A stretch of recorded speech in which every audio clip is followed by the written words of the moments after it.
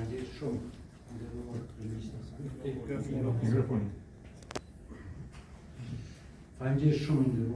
Kryeministër Kurti, të nderuara media, të dashur qytetarë, në kuadër të kompetencave të mia si Ministri i Punëve të Brendshme, unë kam themeluar grupin punues për analizimin dhe propozimin e modaliteteve për themelimin e gjandarmarisë, me qëllim të forcimit të kontrollit vijës kufitare, mbrojtjen e integritetit territorial dhe sovranitetit, si dhe reagim të shpejt ndaj kërcënimeve me përmasa të nivelit lartë. Tashmë, grupi punues është duke punuar në analizimin e aspekteve ligjore, institucionale, organizative, financiare dhe operacionale të themelimit të gjandarmarisë si agjenci ekzekutive në kuadër të Ministrisë Punëve të Brendshme përmes ligjit të veçantë. Themelimi dhe funksionalizimi i gjandarmarisë do t'i mundsojë Policisë Kosovës që të fokusohet në sigurinë dhe rendi publik, parandalimin dhe hetimin e krimit, sigurinë e komunikacion, si dhe në detyrat tjera sipas autorizimeve ligjore. Grupi punues ka për detyrë të analizojë kornizën ligjore në fuqi dhe nevojën për krijimin e bazës së re ligjore për themelimin e gjandarmarisë, si njësi e veçantë në kuadër të Ministrisë Punëve të Brendshme. Përcaktoj statusin institucional, varësinë dhe strukturën organizative të njësisë.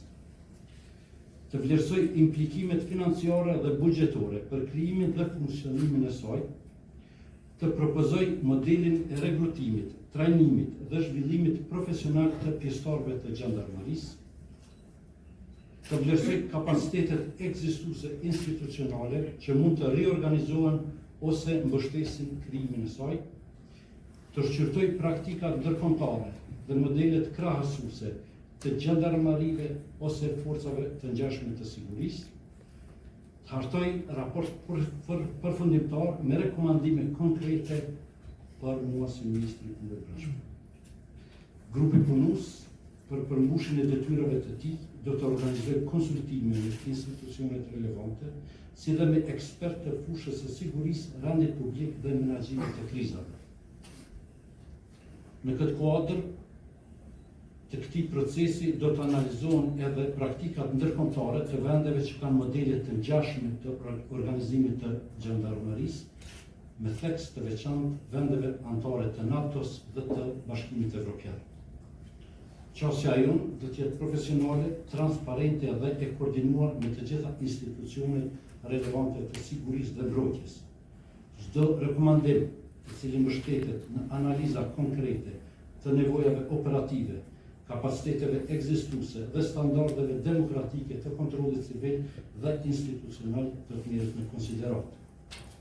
Ky proces do zhvillohet me koordinim të plotë me gjithë ata të cilët janë paraporë sipas regulativave ligjore dhe në respektim të plotë parimeve demokratike, sundimit ligjit dhe kontrollit institucional.